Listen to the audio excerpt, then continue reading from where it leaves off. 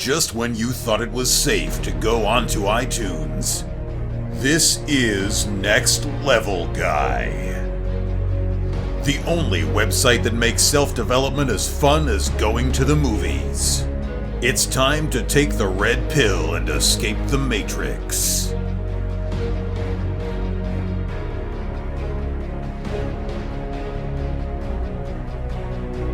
What's happening, guys? It's time for another episode of the Next Level Guy Show podcast with your favourite tutor, Ian Dawson-Mackay.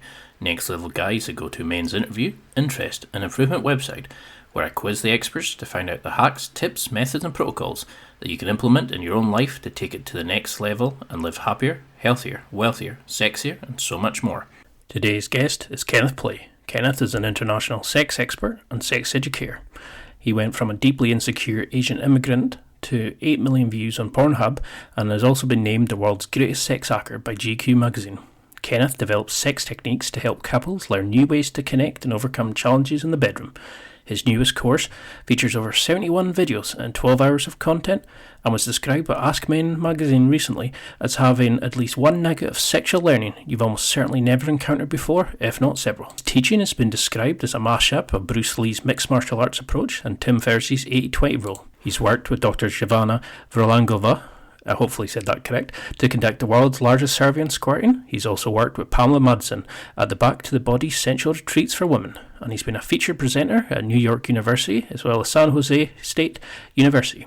He's developed his life to empowering couples to close the orgasm gap and experience the best connected sex of their lives. In this interview, we discuss his story, sex education, sex hacks, how to make true connections with others and give true pleasure to all, and how to hack your sex life to become the best lover and partner possible.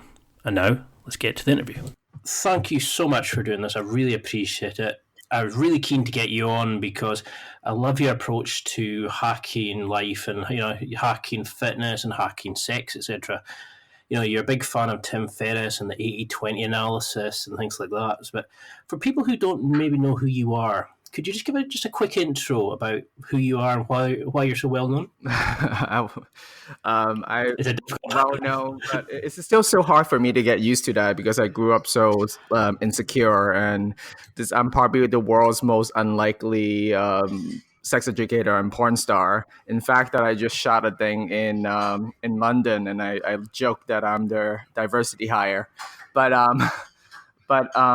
would just I grew up really not feeling that my sexuality is expressed, and being an Asian immigrant in America, like I feel like Asian male sexuality is so underrepresented.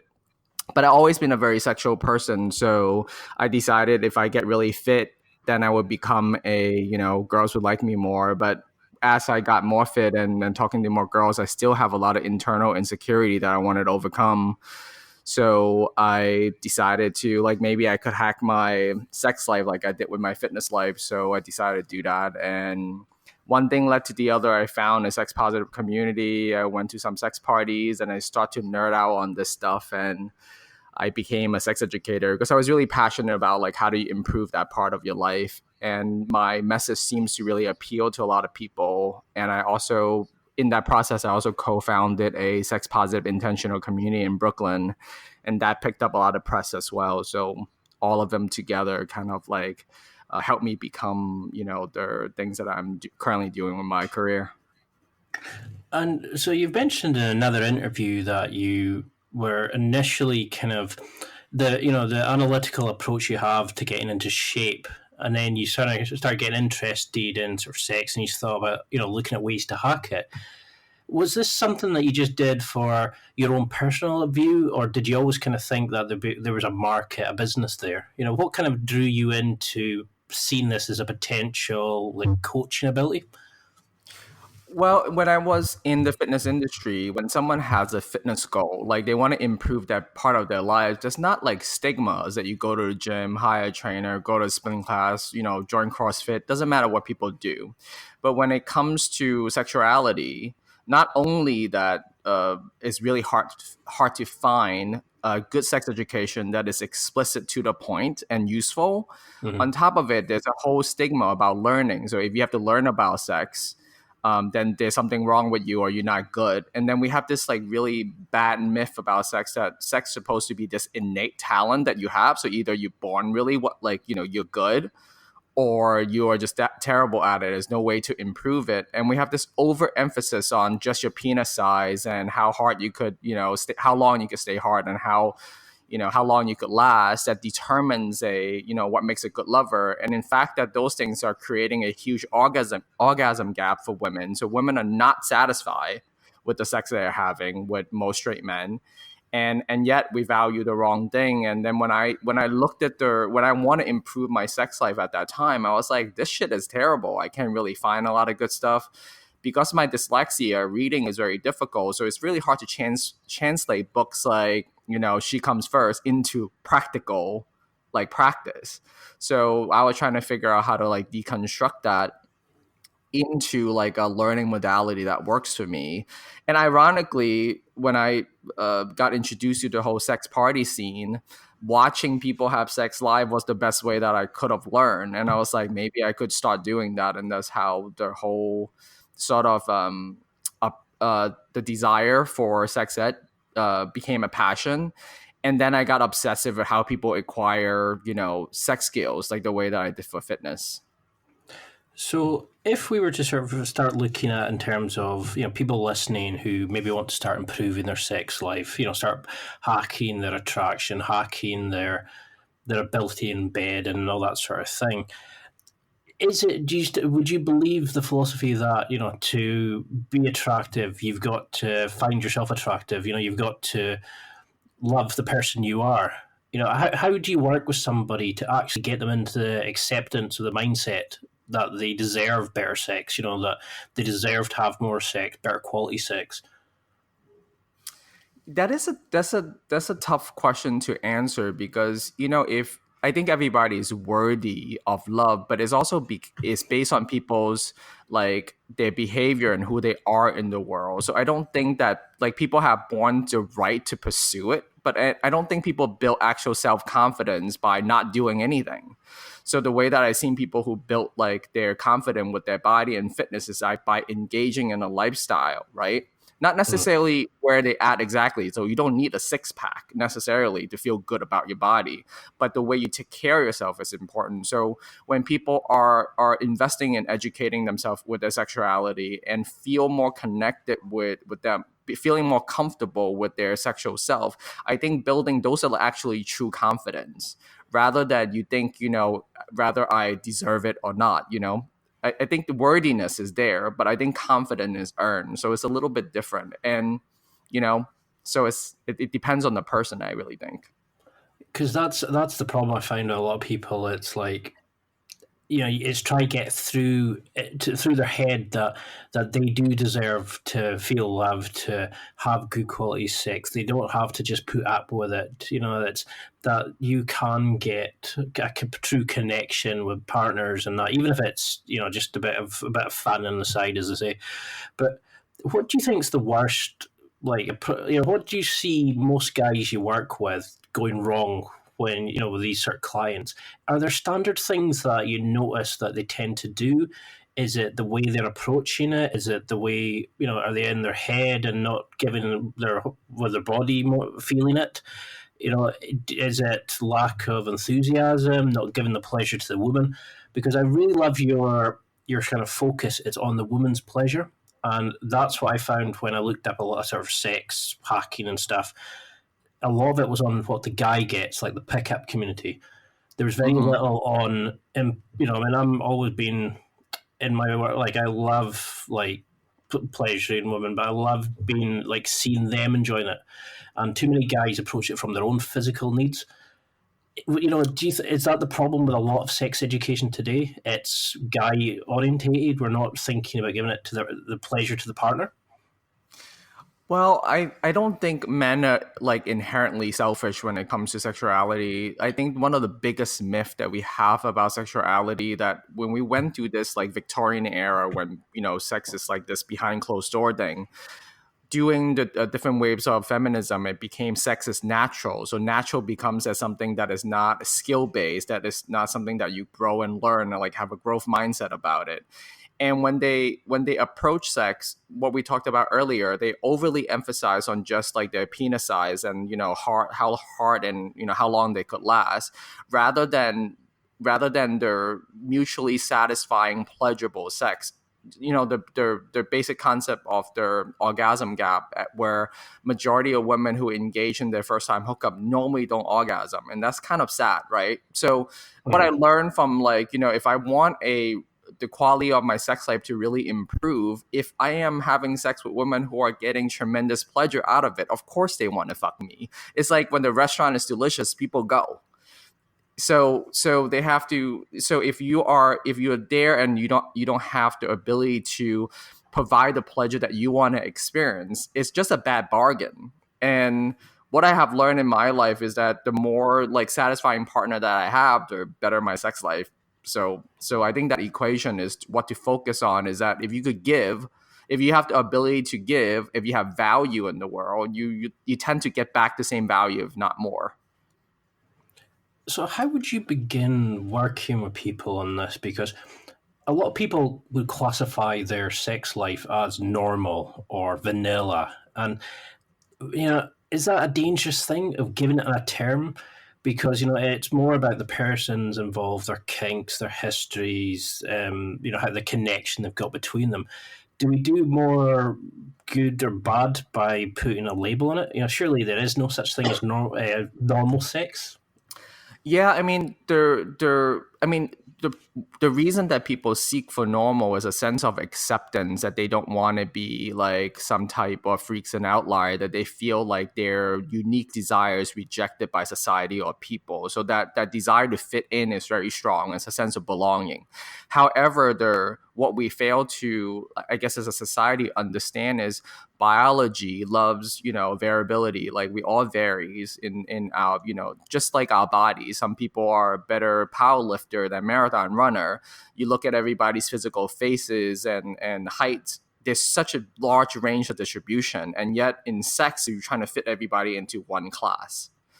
So nature loves the diversity, and yet we're trying to fit sexuality into a very narrow box. And usually is based on like click rates on popular porn site now, because that's what most people see as sex, right? What you see is kind of gives you this, you're mind blind by what the diversity is. I was very fortunate and lucky to have a pretty like abundant sex life, and also to do this professionally. I probably been with more than 1,000 people. It's so diverse. Everybody's slightly different, just like everyday life. People prefer different food. They adapt to exercise differently. So the dangerous part is normal. And when you are not normal, then you think you are a freak, or you like something, no one else would like. It really just like any given bell curve distribution. There's some people are more on either side, and a majority of people fit in the middle. So embracing your unique expression and go towards what drives your arousal and what's pleasurable for you, it will give you a satisfying sex life. And I think most people seek for, they would find a partner who appreciate and love their unique sexual expression. Because this is why I love your stuff. It's, you actually look at it from a deeper level than just some of these other sites where it's like lift her legs up, push up cushion under her butt. It's, you actually look at it from a very kind of deep psychological level, and I'm really impressed at the way that you kind of fixed clients emotionally and mentally as much as physically. But do you notice when you work with your clients, is there a difference in their attitudes, and like their approaches to sex, their acceptance to sex in the different cultures, races, and things like that? Or is that a myth that, certain cultures are more repressed towards sex, while some are more outgoing?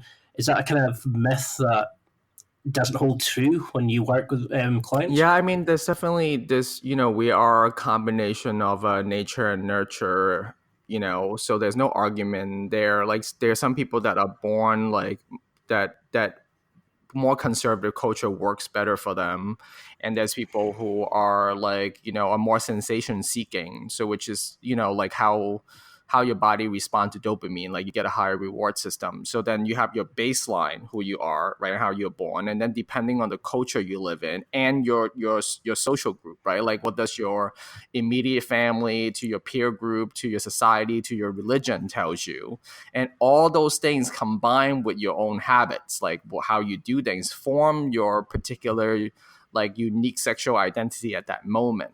So it really depends. Like a lot of times when I work with clients, it's more about deconstructing their history, their value system, right? What they believe is good or bad, and their desire, what turns them on, and then also their conditioning to kind of give them a perspective to see where they really want to go.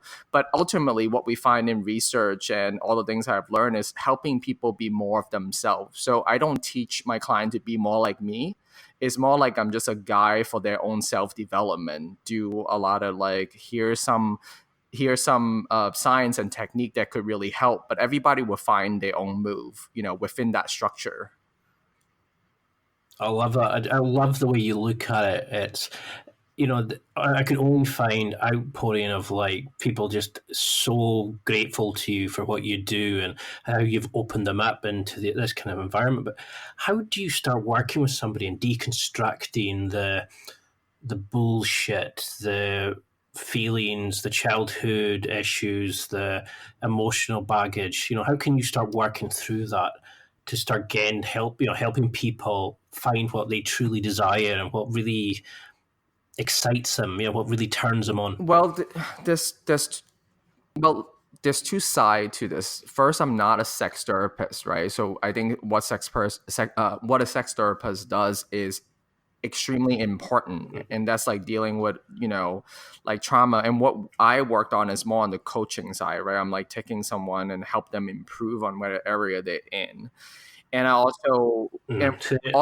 worked with Pamela Madsen, who is one of my mentors, who runs Back to the Body. And on all those women's retreat, when I get to do some of the hands-on sex education stuff, what I have find is that I explain the foundation, like the science of it, right? So like in our nervous system, either we are like inhibiting ourselves in a inhibitory system versus it excites us, arouses us. So if I help them identify some of those beliefs and thoughts that does not serve them, I just tell them, as long as you choose to think this thing, it's not going to turn you on, right?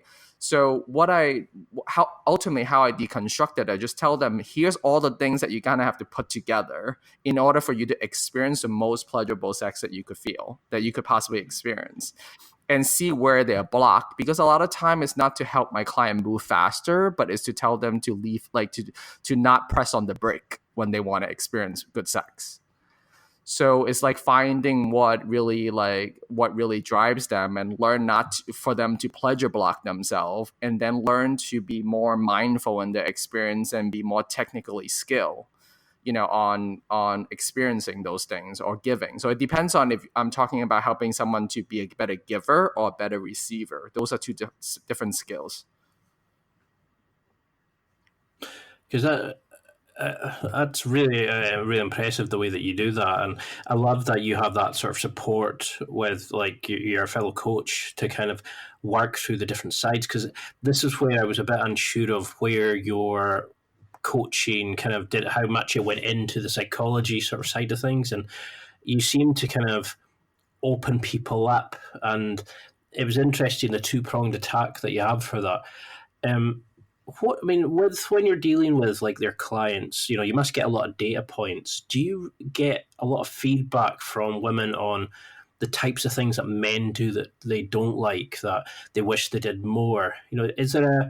Do you see a collective kind of grouping of data that shows majority of women want more aggressive sex, or they want men to be more vocal, or does it just depend on the woman and her attitudes or kinks and things like that? Before I jump into that, which I have I don't want to lose that question, I have a great answer for it. On the last question you asked me is, there's not like, there's a difference between telling people like every sex educator tell you to communicate, right? Like it's important for communication, but they don't teach the person how to do that, or like specific hacks to make that happen. So I think what makes their coaching effective is that when you could help your client identify one of their issues. So maybe this person is distracted, like being distracted in your pleasure is what, causing the issue. Then I give them mindfulness drills. Maybe they're focusing on their breath. Maybe they doing like a spanking, a BDSM that like hack their nervous system to paying attention. So it's not just like, here's what's wrong, but here's the thing that potentially could help you shift that really quickly. That's where the hacking lies. And as far as your second question, when it comes to what are the trends that people really experience, it's definitely different for every woman, right? Every couple, their unique situation. However, thanks to some of the latest research, like from OMGS, where they interview 19,000 women to talk about preference, you would know, like, for example, that maybe 36% of women would prefer the first 2 inches of their near the vaginal opening on the upper right wall, that they would respond more likely to respond to it than if you go on the left and a little bit lower. So then you will sort of like help deconstruct or like learning your partner's preference much quicker by going to the highest probability stuff first. So to me, it's like sex hacking is more like card counting when you're playing poker, when you're just betting based on percentages because it's more likely. And also, so that's like it makes the trial and error process a lot faster. I think that's how we game the math part. So it really depends. Because it's definitely something that I've come across where friends have, discussed like falling out with ex-partners, and it's, we weren't compatible, or, I wanted more sex than him and things like that. And I just find it really strange that, somebody that you could share yourself intimately with, we can't, discuss things like that. But how do you think, is there a way that you can actually remove the ego? Like, how can couples communicate their desires? They want to bring another person in, they want to try new kink. How do you even start that approach without upsetting the other person? Because some people tie their self-esteem up with their sexuality, with thinking they're great in bed and things like that. How do we touch the first thing is that it is really about creating a culture where people feel that it's safe for them to communicate. So it's having the skill to create that sort of culture and container to do those things. And there's definitely methods and practices that different sex educators recommend on how to approach those subjects. But you have to also let go some of the myths and false belief. So if you have, it's about being available to absorb something new. Like you have to kind of empty that cup before you could pour something in, and then you have to develop a agreement between partners that I want to share something that I feel very vulnerable with you, and this is how it's gonna go. But you also have to have this culture of responsibility. My feelings are mine. If I blame you, then it doesn't work. Just like if people are suck at relationship, then nothing works. So I think it's actually educating people what type of relationship culture, right, and communication style that will enhance their sexual experiences and pleasure. But I think whatever makes people communicate well sexually would help them throughout their entire relationship, because then you could really share, and be supportive and understanding. Because that's something I was very interested in, was the building that emotional connection that you've talked about in other, in your like amazing products. How do we do that away from the bedroom, build that connection? How do you start that debate? Like, because I would find it, as I've got older, I'm probably more extreme than what some people would consider, sort of vanilla sex, but there's far worse in some people's opinions than that, like if you watch certain kinds of porn and things like that. But there's certain people I know that I would just be interested to discuss changing things and trying new things, and there's some people that would definitely not be. Is this a case that you Like, are you into the whole foreplay, giving compliments? Do you work with them outside of the bedroom, I or is do it more both. I just really like the building that hands-on part. I connection? think that's very effective. So I could really coach, because I don't only coach their behavior, but I coach their beingness, like how they're being. If they're being um if they're being anxious, I could coach them to build more confidence. If it's like also like there's a mental state that person is in. However, outside the bedroom, I think that's really the space to really have a lot of those deeper emotional conversation. But sexuality is a multi-layer sandwich. You have the like physical part, right, which is biology, physiology, and then you have the emotional, relational context that we put into sex.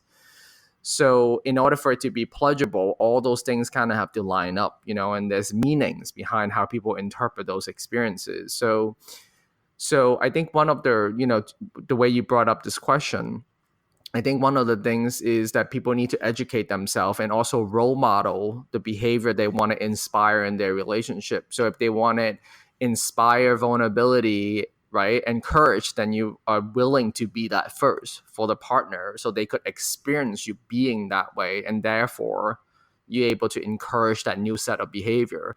If both people are being mean and nasty and blaming, then you're probably role modeling that, and you can't create something different. So I think there's a lot of personal responsibility that goes into it. I love that, because when I was younger, I probably didn't have the emotional ability to be open first. If we got into discussions and things, I could happily discuss it, but I couldn't go in and say, this isn't working for me, or I always felt like I was holding back. And as I've got older, I think, as people mature, we kind of start accepting who we are more, and it's a real shame that we don't get better sort of sex education when we're younger. Mm-hmm. We just get taught how babies are made, but we don't get taught how to truly connect with somebody, how to be open and vulnerable and emotional with somebody, and it's a real shame in that sense. Yeah, because that's why. Oh, sorry. No, go ahead. Yeah, it's a real shame. Well, I was going to say it's a real shame, because that's what I loved about your products, was because you don't just show the anatomy and how to flick, tamper, etc. You actually go on how to build that connection, how to connect with a person during it, how to use vocal tonality, how to build a connection, and look into using eye contact and making them feel comfortable and happy and stuff like that. I mean, your videos and products are amazing, and that's what I really liked about it. Was guys, we tend to go for the physical stimulation, where women, they need that emotional connection, and the fact that you pulled both of them together so well. I mean, what do you think's wrong with sex education and the whole, the way we're taught it at the moment? I don't know if there's something like necessarily wrong with sex education by itself. I think is that most people are using pornography as sex education. Now, I am not like the anti-porn person here. In fact, that I think porn is very important as a arousal tool for some people, and for some people is not like it's really the individual, but is when you're using porn as your source of sex ed, it's like watching professional wrestling or watching the Fast and Furious learning how to drive. Like that is the bigger issue. And with sex education by itself, what I see, there's some of the censorship that like sex educators decided that feel like they have to censor the actual education. So why do I have to why can't I teach the thing that is the most natural about that topic? Like if I'm doing a cooking show, I'm not going to use like props to do the cooking. Yeah. Like you got to cook.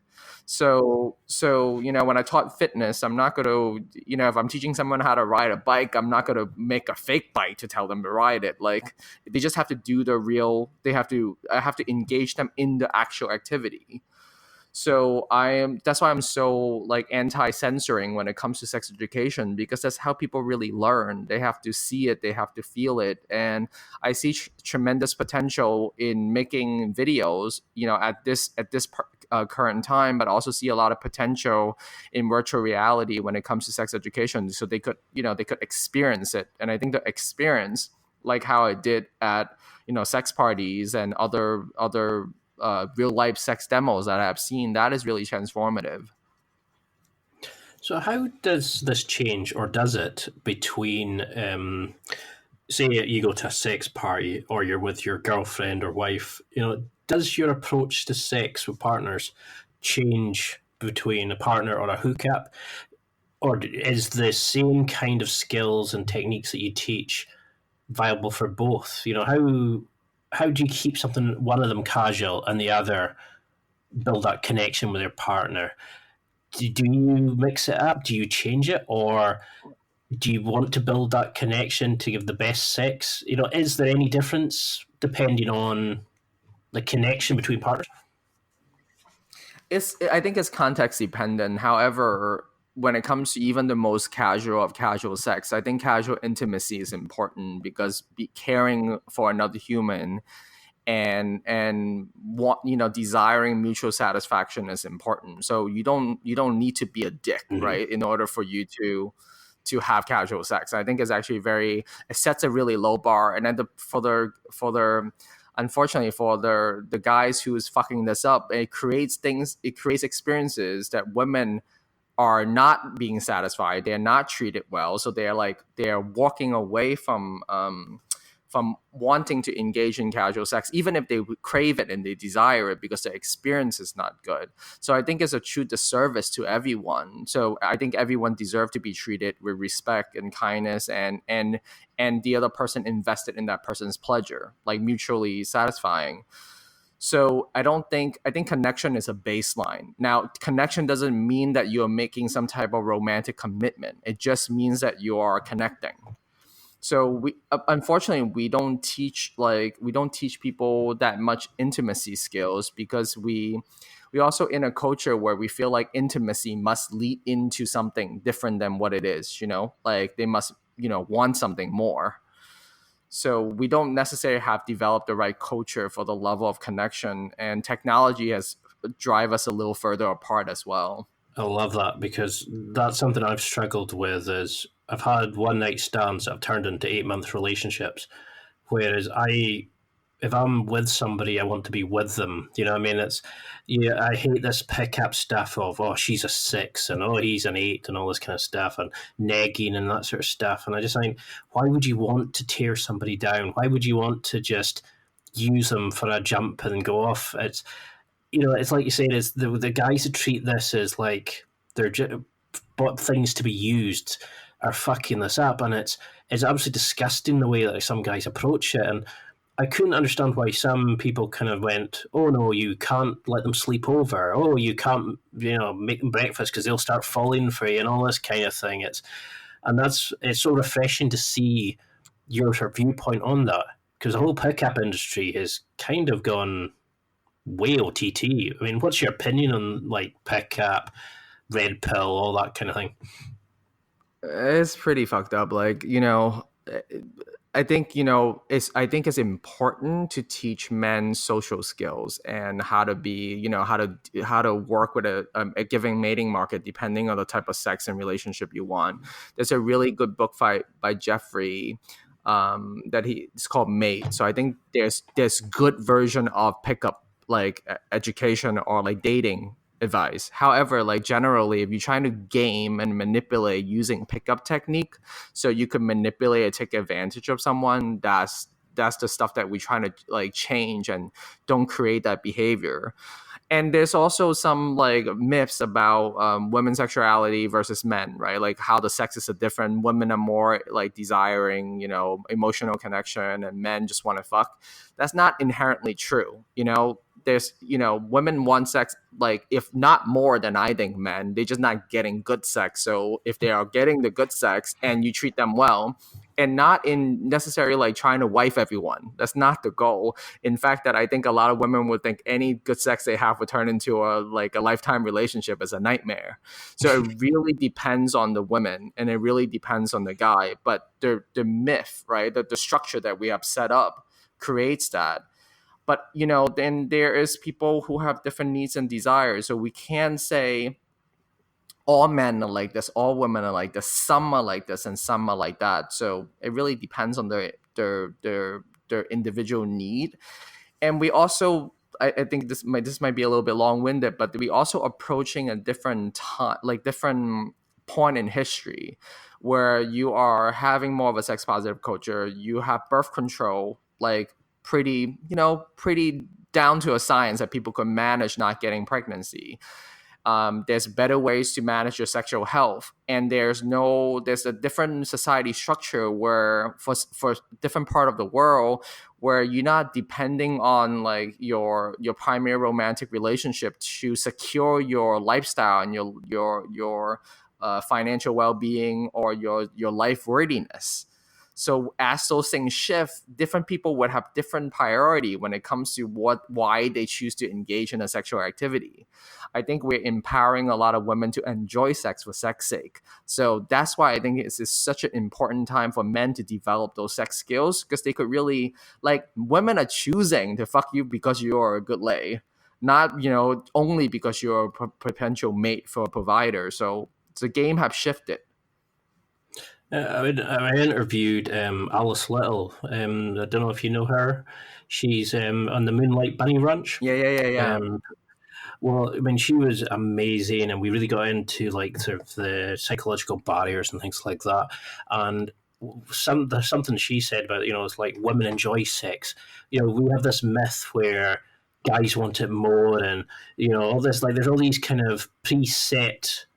It's almost like instructions that we feed people, and the code's well out of date. We forget that women enjoy a good sex as much as guys. They don't want to date every single guy they go with, but it's almost like we're constantly told this, and it's like a challenge to shift it off. And some people don't, and they never truly enjoy the experience of like good sex, good technique, good connection, aren't truly getting what they desire, and I think that's really sad. But it's also a good time, as those things shift. I think the early adapter for the guys who are like learning that this is how they could see the world a little differently, if they will be the one who's like winning on this early stage. Because if you start to see, the people who adapt to AI or any new technology, they will be the first one to kind of get there. So the bar is set so low right now. So for the one who's like getting it now, it's like get in now, like at the. I mean, that's because I was listening to interviews with you, and you just sound such a nice guy, and such I can understand why people connect with you, and you get on so well. And I loved like your Instagram, because you don't just go on about like, I was banging this one, I was doing this one, like some of these other ones. You actually go on to, you talk about reading, like to better yourself. You talk about building that connection, things like that.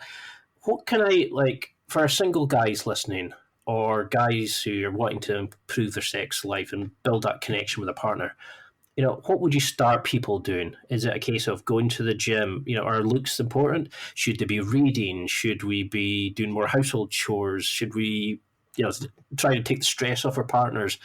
What's that first step that any guy can do to start bettering themselves and making themselves a better man for their partner or future partners? I think adapting a growth mindset and investing in yourself and develop the quality that you want to attract. So like if you want it depends on mate that you want, if they're the girl that you really want, like obsessed with like looks, then work on that. It depends on who you want to attract, I think, ultimately. But I don't think anyone would regret being great at sex or invest in themselves. Like you don't go like, oh, I'm too rich, I'm too fit, I'm too anything. So I think it's actually choosing to make a commitment to take responsibility of your own life and develop the values that you value and work on those things. And I think ultimately when people choose to take on that responsibility, they feel good about themselves because of their hard work and their motivation and their own ambition. So if you sit at home and don't take care of yourself and you are angry that women don't want to fuck you, like tough shit, honestly. Because that's the thing, though. Guys are sitting there. What is it they say? Guys always think they could have got the girl and they could win every fight. It's like that kind of belief. It's like it's just safer to think that than try, because we don't want to harm our fragile egos. You go. So what have you ever done an 80-20 analysis on like how you were having sex? Were there certain techniques that you found really worked well for you? Because I think I heard you say you were trying to see what worked would give you the best return for the least effort. Definitely when it comes to like applying the 80-20 rule, and that's how I actually developed my course to like I don't want to teach general sex education, like here's everything like a encyclopedia of sex. I just really took the 20% of the most useful technique in all the categories, so you have all the baseline skill to kind of adapt to any lovers that you desire. And that's how the whole thing is developed, like a video game where you have a skill tree, so you could work on specific thing.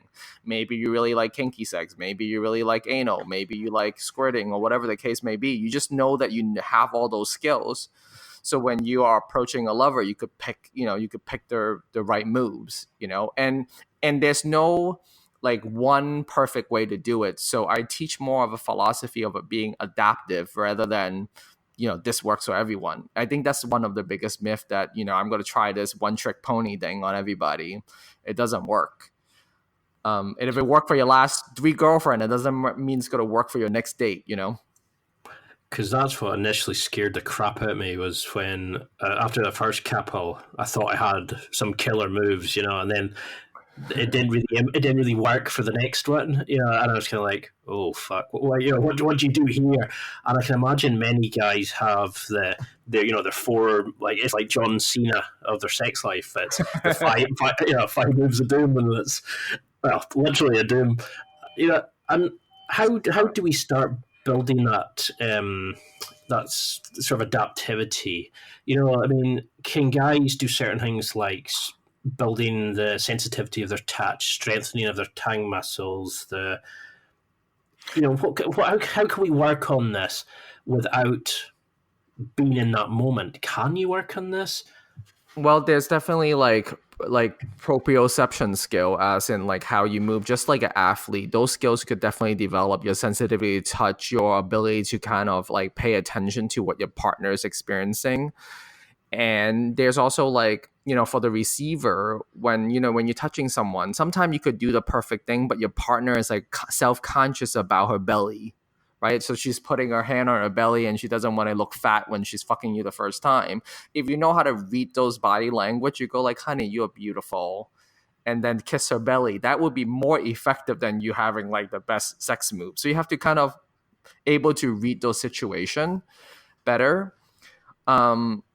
So it really depends, but I think the things that people need to work on is open their mind to how to understand women better, right? And have the willingness to learn, at not just the technique side of things, but understand why each individual is unique, just like all men are unique as well. Now let's just take a quick break here to give you a quick note about my affiliates. I've set up some awesome deals with some amazing companies. If you go to www.nextlevelguy.com/affiliates, that's www.nextlevelguy.com/affiliates, or click on the affiliates deal in the blue ribbon at the top of the website homepage, you can go straight to my affiliate wonderland. There you'll find so many special offers, listener exclusive deals, and discount codes available. There really is something for everyone here. It doesn't matter if you're buying for yourself, a special occasion, or someone else in your life. You can find whatever you need there, and so much more. There's a lot of inspiring companies and interesting products you might not have seen before. Page features companies like Onnit, Amazon, MeUndies, Barbell Apparel, Dollar Shave Club. There's stuff there that can help you with dating, sport and equipment. There's tactical gear, there's outdoor equipment, there's gadgets and gizmos, and so much more. If you need it, it's there, and there's stuff there that you never even knew you wanted, but you'll definitely need it when you see it.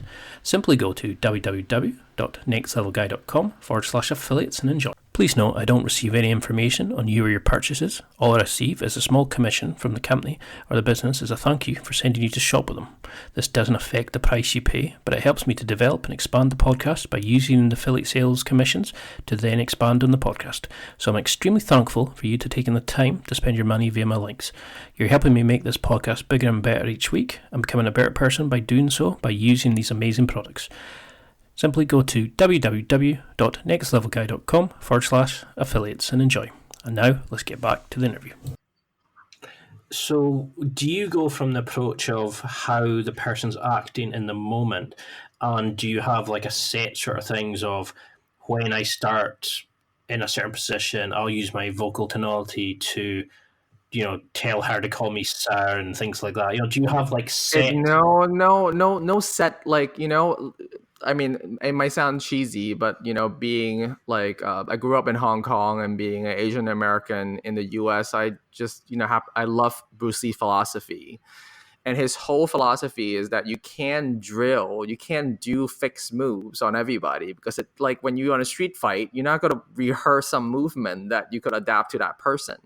So your goal is to able to develop everything at the same time, like be in the moment and be like water. Like that is so if people are looking for recipe, like if you know how to cook one thing and that's the only thing you could serve, you just have to, it's a probability game. Some people might love it and some people might hate it.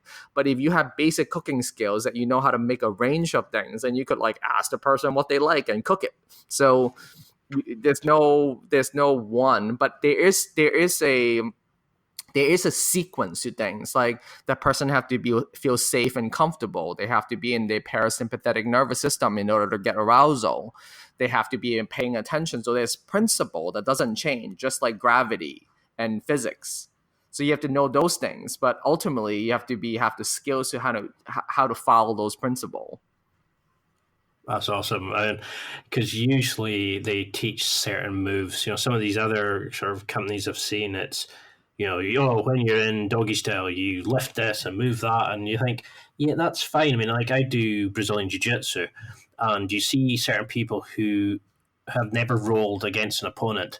They've only drilled the technique, and then suddenly when you're in a roll with somebody who knows that technique and they move in a different way to defend against it, the person doesn't know what to do because they've never adapted, they've never gone, they've never been in that moment. And I think it's similar. You're not fighting the other person. Very similar. It's very similar to martial art. Like erotic art and martial art is very similar in that sense. And the tricky thing is about techniques and drill. Like you're supposed to develop things so you could forget about them. Like you can consciously think about like your moves, because then you're awkward and robotic. So the thing about like training and developing skill is that you develop it enough until it becomes you. So you could be in the present moment. So I think the faster you learn those tools and skill early part of your sex life, the easier for you later when you don't have to think about it. So something I did absolutely love with your stuff, it's the data, it's the flow charts. Like your videos are amazing. When I was watching some of your new course, for example, the way that you've broken it down into different steps and the introduction and the explanation of things, was this the analytical side of you coming out? Because you explain everything so well and you give everybody the things to do in certain situations, but you also explain the theory behind it of how to build that connection, how to get them into that zone to start. And then you don't just say, do this, do that. You say, here's the tools, this is about building your connection, about your experience. When you're working with people, how do you work with a couple? How do you go about actually getting them into this and understanding? How do you get through their initial kind of, oh, there's somebody else in the room? How do you get them into that kind of zone you were talking about? It's funny. Initially, you would think men would have such an ego when it comes to this, and sometimes they do, right? Like it might feel intimidating and all that stuff. Ultimately, a lot of people are thirsty for guidance and knowledge. Like they want to learn. So when I find the right client that who's like actually want to be better, and there's such an appreciation from like when I work with couple, when the woman is like, oh my god, I'm so like, I'm so glad that you're willing to do this with me. The level of appreciation their partner give them is tremendous. And I always tell them, look, you guys been married for 10 years. I don't know her body as well as you do. I'm just kind of showing you a process of how to learn and develop your own skills, where I'm giving you the science. So ultimately, what they're practicing in, they just get to leverage my like understanding, but I'm showing them literally how to adapt, to their partner in the moment. So when would you start doing things where, do you have a base like acceptance of what you need to see before you would start, introducing toys and sort of expanding into like kinks they want to try and BDSM and things like that? Do they need, or do you want to see the connection first, the general skills? Or are you happy to kind of go in and say, do you work with them and say what they want to try and take it from there? How do you work with them? With a client, obviously, I would ask a lot more questions about like their sexual history, their preference, their desire, and etc.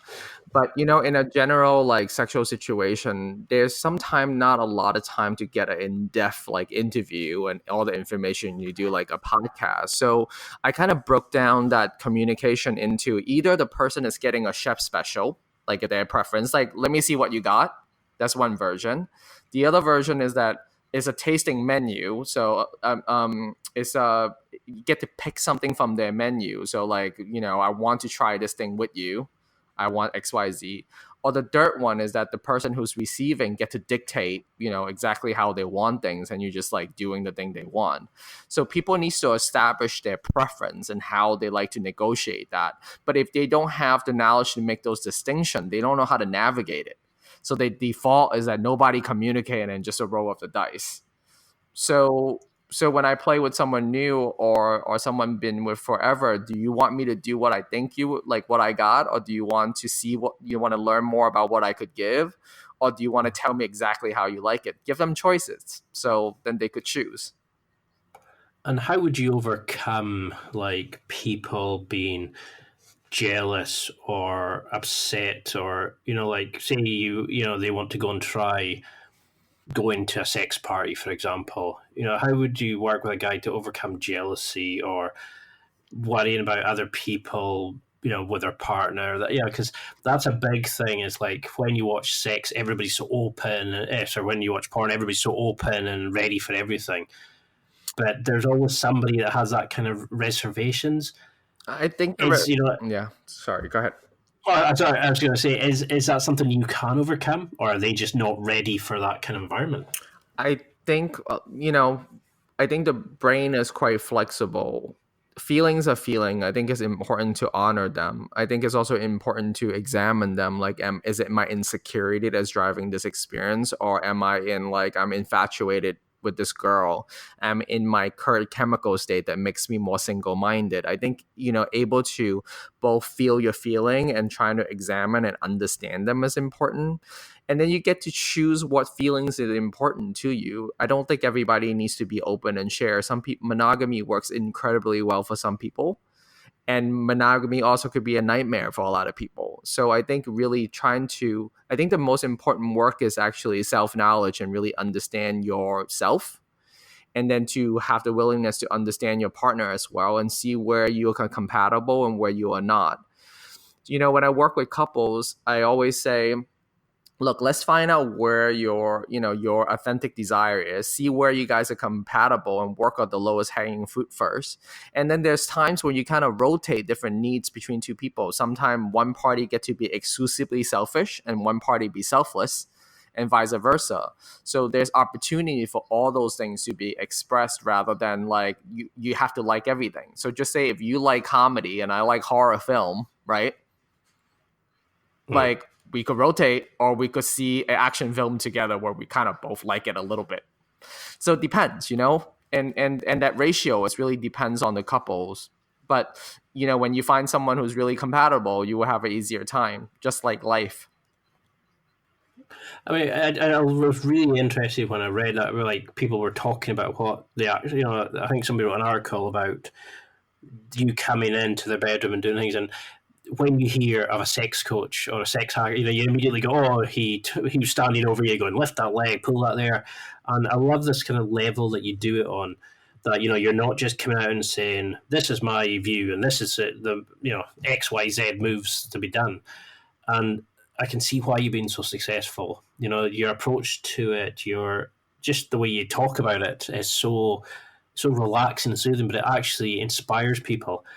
But do you find the problem with things like porn? Are you a fan of that? Do you think it's taught guys the wrong attitude towards sex, like just being jackhammers? Or has porn kind of also helped ladies kind of see that there is different versions of sex that they can open up? Guys can see that thing that turns them on is acceptable, that there is videos, there is an interest, there's comments, there other people are into it. It's not just a sordid secret. What's your opinion on porn? It's a tough one because, when you are, how porn company develop their content is based on view, right? Like how popular is this thing? So if this thing is more popular, you make more of it.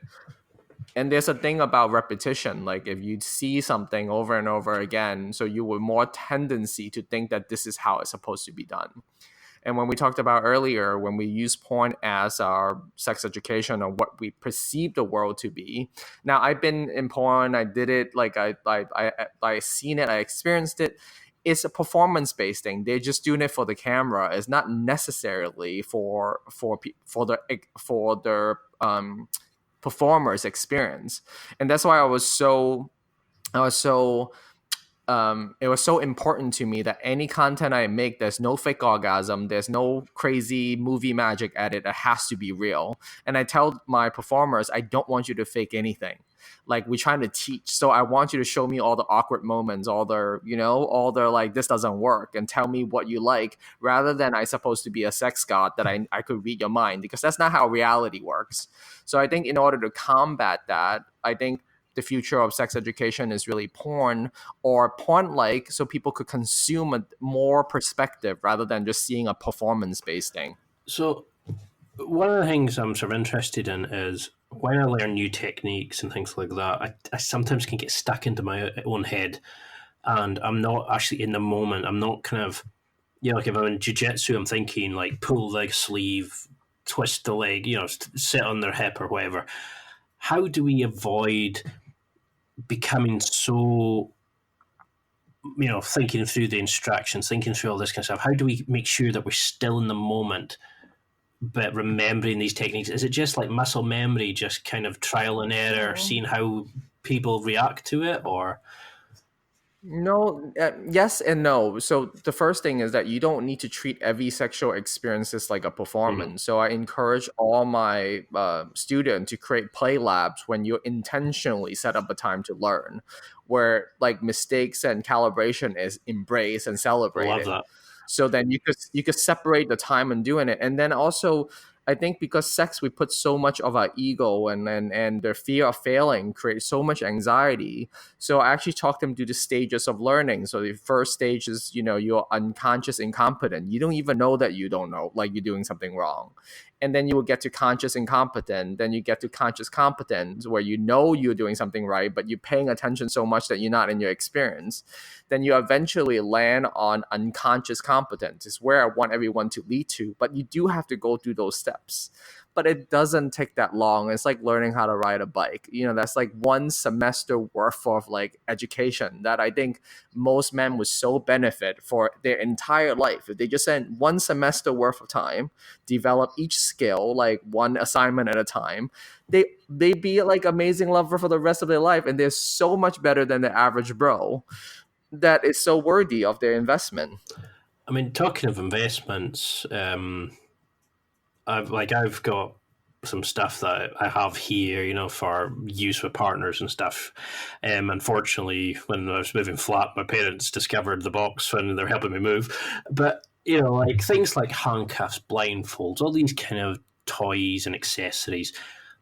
Are there things that you think all guys should have? Or is that a kind of, you have to get to know the person, you have to get that connection to introduce? Like for guys that are into that kind of stuff, how can we possibly, in a hookup situation, how do you do that without the person running a mile? Like, if you want to introduce toys and things like that, should guys have like a certain type of equipment, like wipes and all that? Absolutely. I think, that's what separates their not like average than their pros. So in that sense, that you always have like loops, and I mean, like small things, like always have tampons and like new underwear that someone else could wear. It's good sex etiquette. That's like my base view. And when it comes to toys, on my website, I have recommended only things that I personally use. So it's an assortment of things, but there's some general theme, like the Android is super useful, having a good vibrator, having good lube, having good gloves, and like it depends on what you're trying to do.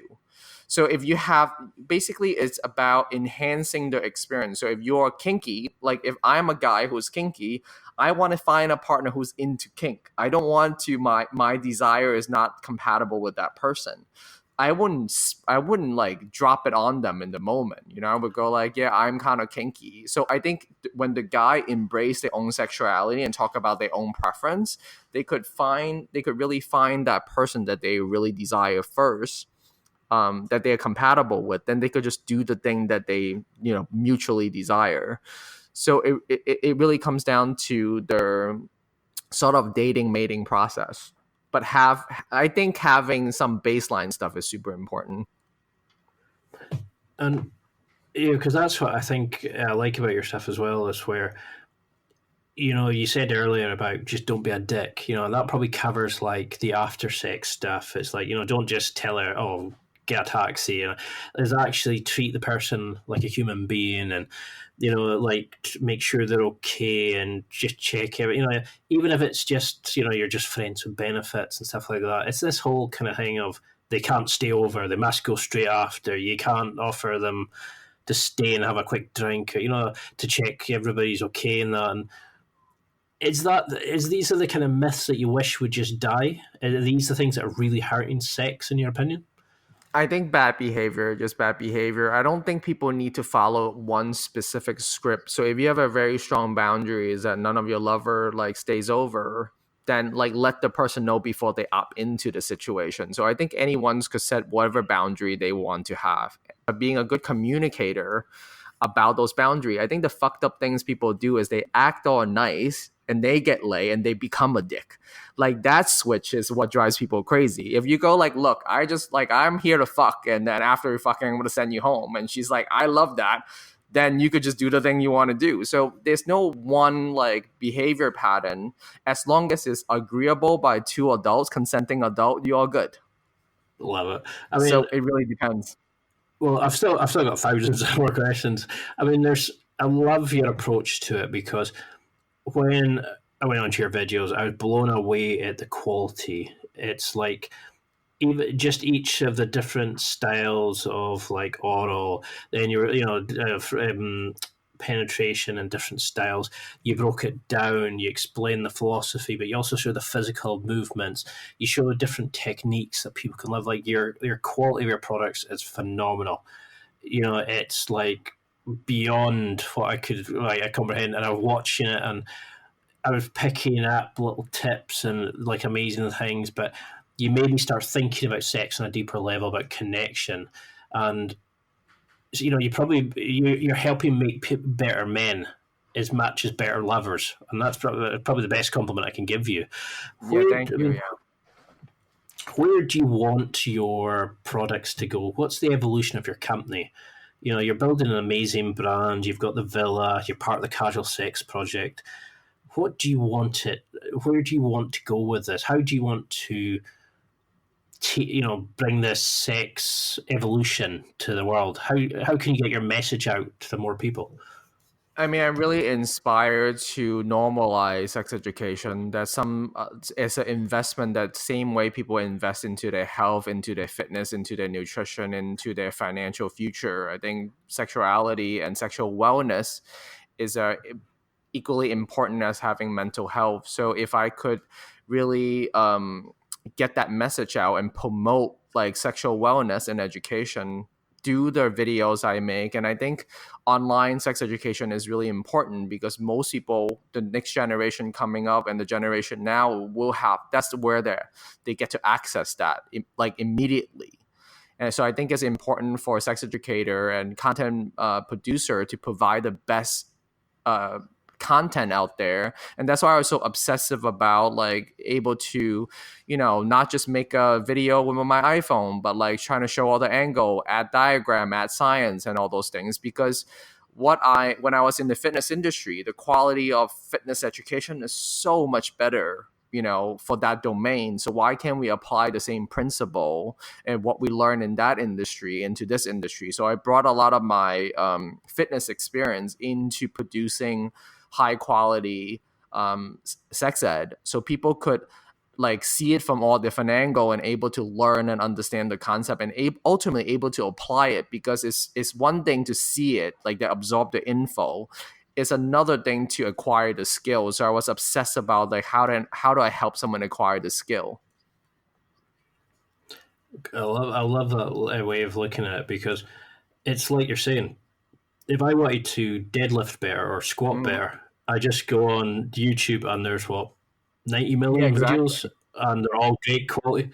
But if I put in how to fuck better, I usually get PornHub coming up or something like that, and it's some situation or scenario that they've built where the girl gets pile drived by the guy at the end. And, people kind of watch and go, well, right, that's what women want. So they go off and do it. And it's completely, I love that you're building a culture and an environment that people can actually discuss it and talk about it and realize that thing they're turned on by is acceptable, that they can ask for better quality, they can ask for better sex, they can, like, women can be open and about their wanting to just have sex and not be married to guys, and all these myths are what they are, just myths and bullshit. And you're creating that. I mean, that's what I love about it.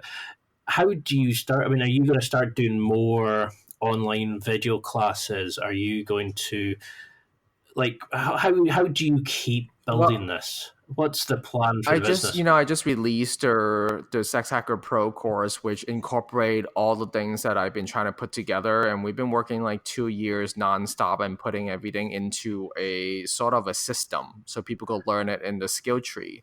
But I think more importantly for the next year, I really want to talk to men that they see their sexuality or their self-worth way more than their size of their penis and how long they could last. Because I see all this industry gaming on that side of the insecurity instead of giving them something that they could actually work on.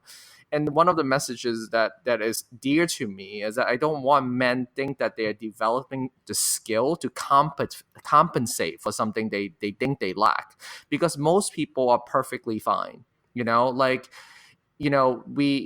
unfortunate thing is that because of the porn industry, you only see a very small percentage of human which has a porn star cock, right? And how the film is created. So you believe that this is good sex, which is actually not for a lot of women, right?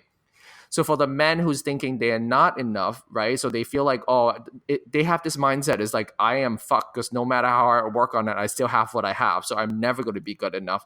And those are the men that I really want to reach, because I want to tell them that it has nothing to do with those things that you were born. It doesn't matter if you are 5'6" or like 6'5", or you have a cock that is 5 inches versus 10 inches. It's really about who you are connecting with and your skill and your belief in yourself, rather than there's something that's inherently wrong with you. So to me, is that it's equally important for me to inspire people to believe that they're enough to invest in themselves versus just learning a technical thing. Yeah, I love that, because you're teaching people it's not about looks. It doesn't matter if you've got a six pack or things are jiggling, and bouncing where like you normally wouldn't be. You're teaching people that they can be, they can get what they want or what they desire. You don't need a six pack and be built like a brick shit house like some of these guys in pornos and stuff like that. And I love the message you're putting out there. I mean, we've just gone over an hour and it feels like 5 minutes. I would love to have you on again in the future at some point whenever our schedules can meet. But what do you want people to take from that? Is that the message that you do you're entitled. You can get this regardless of who you are and where you're Definitely, I starting mean, from. different than entitlement. So entitlement is that you think you have, like, you deserve it without character. I think it's really important to develop character, develop kindness, and develop your skills. But I think the ultimate message is that you are enough, that you hopefully you're willing to invest in yourself and care about women's pleasure. I think is the world is so lacking that right now. And I really want to see where, that's why I work with so many women in my product, is that the message is like, if they're getting what they want from men, it's really a better world. I think the fight between the sexes is harming everyone. So I think if we learn how to treat each other better, and there's still a lot of things to learn, with my own mistakes about how to be with women. So I think we keep adapting, like, this very, like, nurturing and forgiving and empowering and loving each other instead of just demonizing, like, either sexes is really important for our growth. And I think that's the message that we want for the next generation, instead of continue to polarizing everything. I think, like, uniting, like, everybody so we could all have a good time and care about each other is important. I love that. Yeah, you're right. This thing about men versus women and women rights and feminism and being the devil and all this kind of crap. It's put this divide between men and women, and at the end of the day, it's pointless. It's just self-destructing us. Like, we're all people at the end of the day, and that's why I get disgusted when I see racism, sexism, stuff like that, because we're creating these imaginary boundaries when we're a people at the end of the day. I mean, you do put yourself out there. You're very open, and your products are about sex, so obviously. But what's an unusual fact about yourself? I love asking this as a sort of second last question. Is there anything about you that really surprises people when they hear it? Do you have an unusual talent? Interest in something? Is there something that kind of blows people away after you tell them you're a sex hacker? Is there something like a surprising fact that you love to give out? I'm actually quite, like, artsy and creative, so I love, like, cooking, and I love doing, like, installation art for sex parties. Like, there's a part of me that like curating experiences, and I think some people find that unusual. But I think more because of, sometimes when you're a sex educator and you're making things, like, online, talking about sexual pleasure, they think I would have such an ego about this thing. In fact, that I actually don't want that title. I don't want, like, I actually don't like fucking fans or, like, girls who think I'm so good in bed. Creates this artificial pressure that I'm, like, there to, like, wow them and blow their mind, which doesn't create this authentic connection that I so value. So to me is that, like, I just want to be myself and, like, express myself honestly, like, on the Bruce Lee side of things, and find people who mutually enjoy each other. So people usually think I would have such an ego about this thing. Like, what they find is I'm actually, like, I don't have that much of an ego about this. The part that I have an ego about is that I'm, like, very passionate about their education, the science, and not like mix some false belief into reality. But other than that, it's really just, like, I'm really about being in the flow of things. Well, if I had to say to anybody listening, I mean, obviously there's been so many gems, from yourself, but for guys listening, you really need to go and get a copy of Kenneth's latest products. I was blown away by the quality. I mean, I'm probably more like I've experienced quite a bit of different styles of sex, and using handcuffs and all that stuff, and it's still everything. It just blew me away. There were so many tricks, techniques, attitudes towards sex, little movement changes, how to connect better with your partner. So many things. There's something there for everybody, regardless of how many people you've been with, etc. But this is your perfect chance now, kind of to. The floor is open to you. How can people keep in touch? But what products would you recommend? Where can people start? How can people join the casual sex movement? How can people come to these sex parties? And what should people expect? How can you start them on your journey? Well, they could definitely go to my website at kenplay.com and then check out my latest courses. Actually, they're in, like, I'm so happy that I have their opportunity based on the success of the first program, that all my fans empower me and gave us enough money to reinvest every dollar that we have earned to make the second one that just got released 2 days ago. And more importantly, when what I want is that I want people to pay me when they're happy and satisfied with what I created. So as long as you, for any reason at any time, lifetime, that you decided that it wasn't worth your time, you didn't get what you want out of it, I'm happy to give your money back without any question. But what I do want people to do is able to kind of invest and learn and see if there's something that, they have a willingness to try it on. So it's one thing to watch it and another thing to try it. So I really want to encourage people to try it and really take on their lives. As far as like Casual Sex Project and Sex Party, there's different sex positive community all over the world.